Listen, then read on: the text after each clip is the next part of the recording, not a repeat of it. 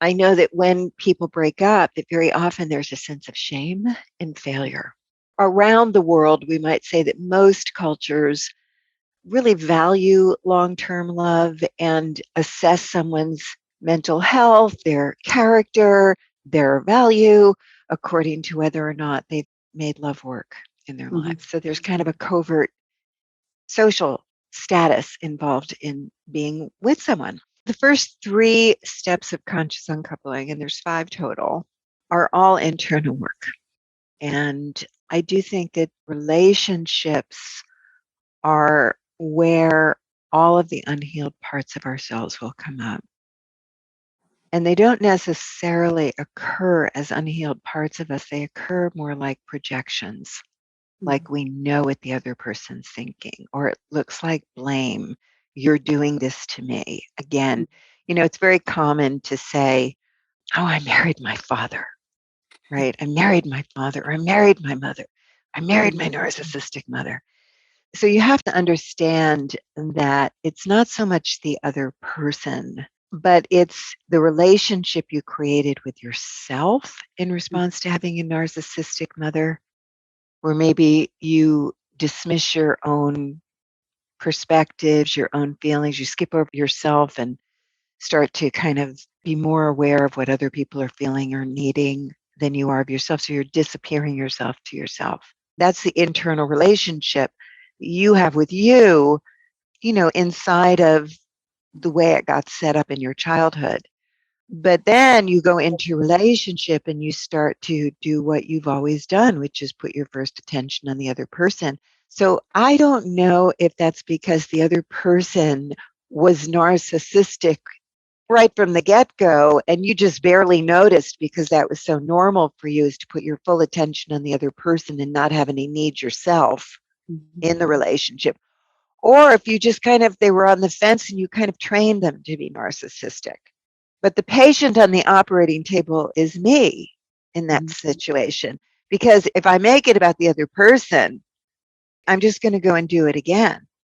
So I have to actually graduate from the dynamic. So conscious uncoupling is about becoming more aware of yourself as the source of the dynamic, even though it occurs like it's the other person's fault. And oh, by the way, the other person might have done horrible things. I say, even if it's 97% the other person, you want to be responsible for your 3% Mhm. because that's where your transformation will happen. Mhm. We take the energy off the other person and we help you to look at yourself in a way that's going to graduate you from that dynamic so that you can trust yourself moving forward, that you're never going to repeat those patterns again. I always encourage people to take an unreasonable stand. Mhm. It's unreasonable when an athlete says, I'm going to win a gold medal at the Olympics. It's that, but that begins to quicken something in us. And if you can learn how to just start to, follow the gumdrops to that future and start to live into that future as though it's real. And of course, is it real? Does the athlete know whether she's going to win that gold medal? No, but she gives it everything she has. I think that's another myth. If I understand my wounds enough, then somehow they'll go away and I won't be limited by them anymore.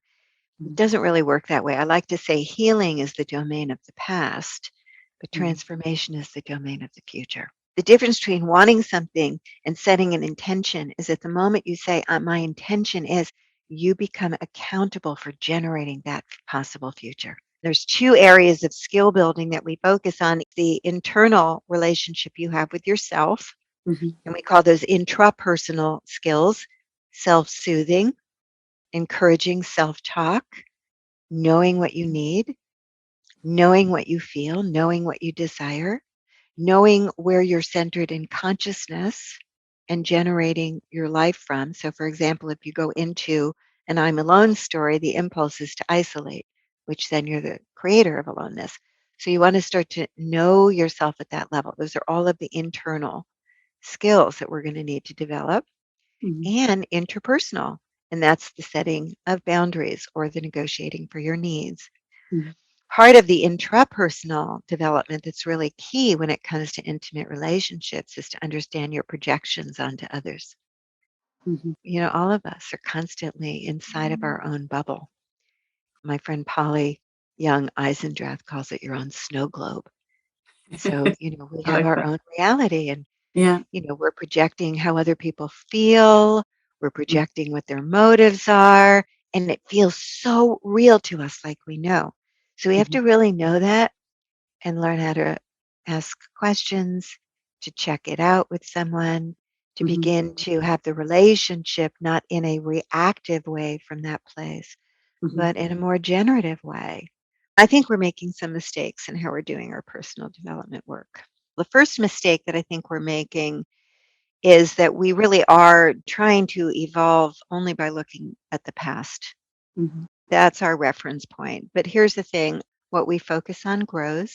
And if you're only looking at the wounds of your past, you're also in some ways in danger of solidifying the self that you formed in response to those wounds and becoming even more embedded in that sense of self. The second mistake we're mhm, making is that we really are too top heavy in blaming people from our past. Kind of your mother was a narcissist, your father was a drunk, or whatever we're doing. Now, is that true? Is it not true? It's probably accurate. However, then I'm kind of victimized now in how I'm showing up or what I'm creating or the patterns I seem to be stuck with because of what happened to me. And I think that we as therapists have been too top heavy, including with that, out of a sense of compassion, out of a sense of empathy. But I have come to see that the people who really make progress are the mhm, people who are willing to say, yes, I'm not responsible for what happened to me in my childhood, but I am responsible for the way that I repeated the pattern 30 mhm, minutes ago. Self transcendence. That's where we really discover freedom mhm. when we step into who we came here to be for others.